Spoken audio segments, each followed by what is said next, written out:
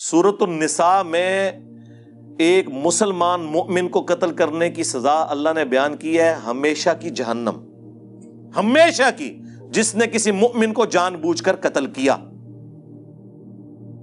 اور اسے سپورٹی وہ حدیث ہے سنن نبی داؤد کی کہ اللہ تعالیٰ یا تو قتل نہ حق معاف نہیں کرے گا یا شرک معاف نہیں کرے گا۔ ہاں جی، شرک بھی معاف نہیں ہونا، ان اللہ لا یغفر ان یشرک بہ ویغفر ما دون ذلک لمن یشاء، لیکن اس میں بھی اللہ تعالیٰ نے فرمایا تھا اللہ شرک کے گناہ کو نہیں معاف کرے گا، دنیا میں نہیں، آخرت میں۔ دنیا میں تو اگر کسی نے شرک سے توبہ کر لی اللہ تعالیٰ اس کے گناہوں کو بھی نیکیوں سے بدل دے گا، سورۃ الفرقان آیت نمبر 70۔ آخرت میں معاف نہیں کرے گا۔ اور ساتھ آیا تھا کہ اس کے علاوہ جتنے گناہ معاف کر دے گا وہ بھی جس کے لیے چاہے گا۔ اس سے یہ پتہ چلا کہ بعض گناہ ایسے بھی ہوں گے جو اللہ تعالیٰ جس کے لیے نہ چاہے تو نہیں معاف کرے گا، اور وہ ہے قتل نہ حق۔ یہ کہتے ہیں جی یزید مواحد تھا، ہاں قتل نہ حق بھی معاف نہیں ہونا۔ ایک کربلا تو دنیا چ بھی ہانٹ کرے گی اور آخرت چ بھی انشاءاللہ۔ یعنی مؤمن کے لیے یہ بات ہے کہ اگر مومن کو قتل کر دیا تو قتل نہ حق بھی اللہ تعالیٰ معاف کرنے والا نہیں ہے۔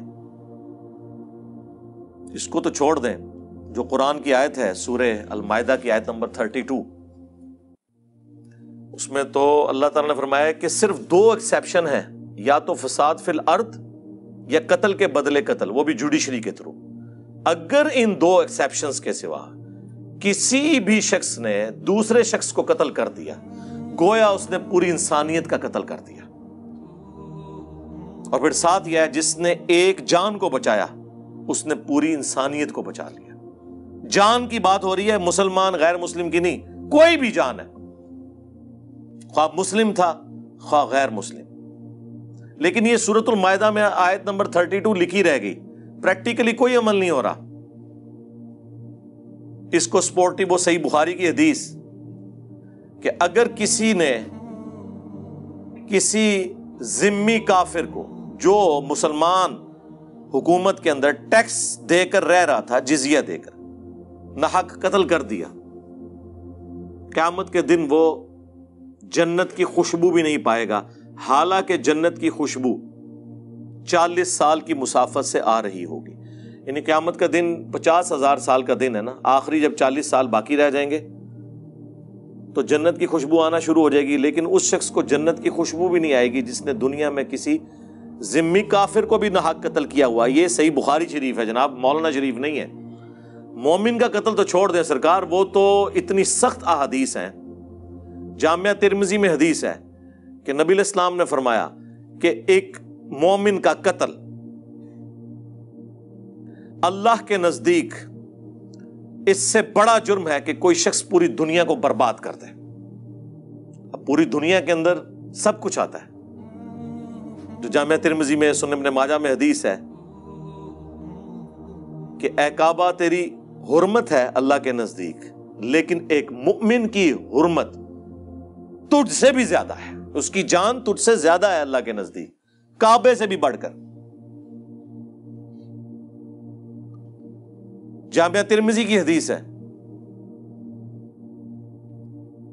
اگرچہ اس کی سند میں اختلاف ہے لیکن اسے سپورٹیو ایک صحیح بخاری میں حضرت عمر کا فتویٰ ہے۔ جب کسی علاقے میں کوئی قتل ناحق ہوا تو حضرت عمر نے کہا کہ اگر یہ پورا گاؤں بھی اس میں شریک ہوتا میں سب کو قتل کروا دیتا۔ اور وہ ترمذی کی روایت یہ ہے کہ اگر زمین و آسمان کی ساری مخلوقات مل کے ایک مومن کو قتل کر دیں، اللہ اس چیز کی پرواہ نہیں کرے گا کہ مرنے والا ایک ہے، اللہ سب کو اوندا منہ کر کے جہنم میں پھینک دے گا۔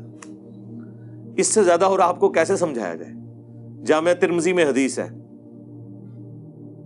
سنن ابی داؤد میں، مشکات میں جو قتل ناحق کے حوالے سے چیپٹر، اس میں یہ ساری احادیث آپ کو مل جائیں گی کہ قیامت کے دن مقتول اپنے قاتل کو پیشانی کے بالوں سے پکڑ کر گھسیٹتا ہوا اللہ کے عرش کے پاس پہنچ جائے گا، اس حال میں کہ اس کی اپنی رگوں سے خون بہ رہا ہوگا، اور کہے گا کہ یا اللہ اس قاتل سے مجھے آج بدلہ لے کے دے کہ اس نے میری زندگی کیوں دنیا میں مجھ سے چھینی تھی۔ وہ ظاہر ڈیسٹنی تو ہے، ہر بندے کا ایگزٹ ہے، کسی کا ایئر کریش میں، کسی کا روڈ ایکسیڈنٹ میں، کسی کا ہارٹ فیلئر کے ذریعے، وہ اس کا ٹائم مقرر ہے، لیکن جو جرم کرنے والا ہے اسے تو سزا ملے گی.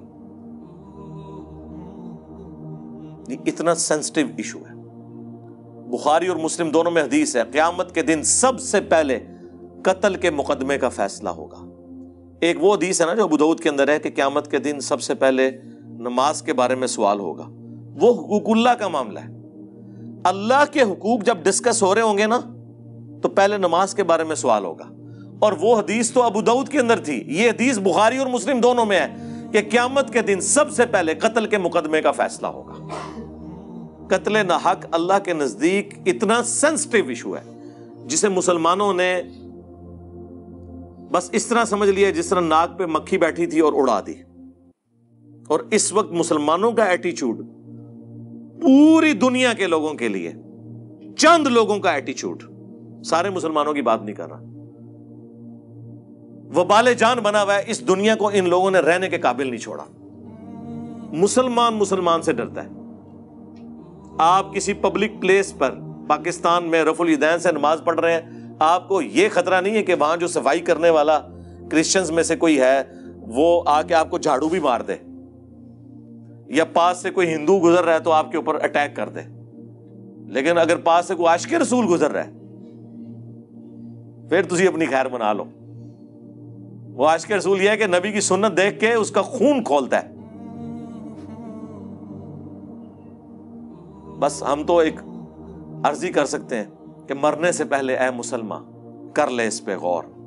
کتابوں کا خدا اور ہے، بابوں کا خدا اور. کتابوں کا پیغمبر اور ہے اور بابوں کا پیغمبر اور. اگرچہ وہ اسی پیغمبر کو، اسی رب کو مانتے ہیں، لیکن ان کوالٹیز کے ساتھ نہیں جو کتابوں میں رپورٹ ہوئی ہیں، بلکہ ان کوالٹیز کے ساتھ جو انہوں نے خود اختراع کی ہیں یا ان کے اپنے بابوں نے انہیں سکھائی ہیں. صلو علی محمد وآل محمد.